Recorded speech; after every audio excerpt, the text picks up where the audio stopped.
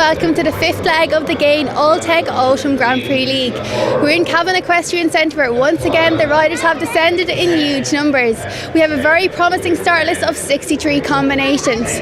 Last weekend Peter Smith extended his lead to 28 points, but it's all set to play for with many remaining legs.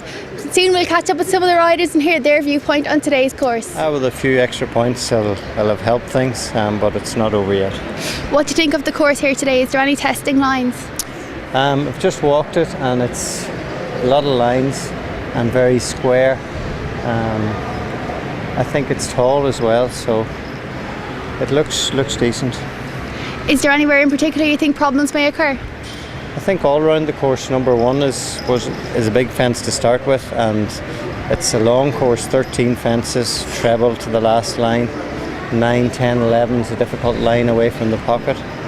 Well, we spoke to you earlier in the season at the start of this league. Some of your horses were only joining their first of the Grand Prix. How have they progressed, the likes of Smokey Malone?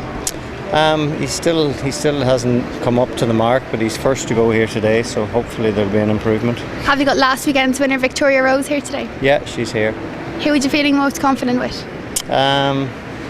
I suppose Victoria Rose and Kirby Park. I'm now here with Kirby Park, the rider of Cute Lady. What do you think of the track forward here today? It's not too bad. The last time I was here I think it was a bit stronger. It's not too bad. Cute Lady went well the last time she jumped here in Cavan. Just the one lane, so she had. You said a little bit of background to the horse.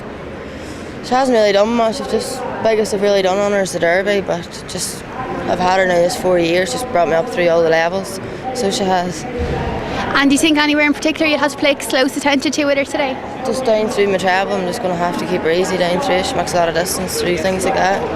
Do you think many riders will make a treat to the second round? I say there'll be a good few clears, hopefully. I'm now here with Barry O'Connor. Barry, what's your impression of the track here today? It's nice. It's built very appropriately for the time of year and for the people that are here, and it will be very competitive. You're here today helping Robert Harrison. What have you told him? I haven't told him anything yet. I've told him to go and get his horse, so I'll go and brief him now what I think about it. He's already walked the course. Is there any particular lines you'll be earmarking as problem? Right here, just beside the pocket. They'll be hanging to the pocket, and this is it's a difficult vertical, and it's probably the tallest fence on the course, so I'd say they'll be knocking that over a good few times tonight. We have a very large start list here today. Do you think many riders will jump it clear?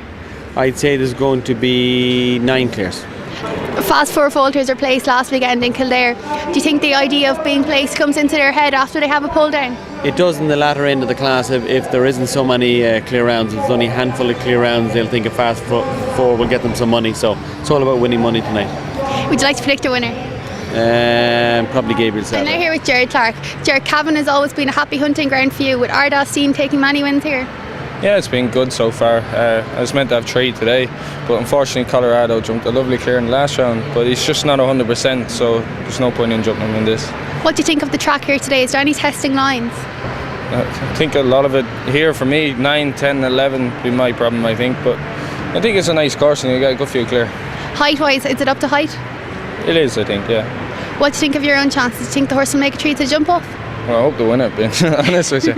I could do a win.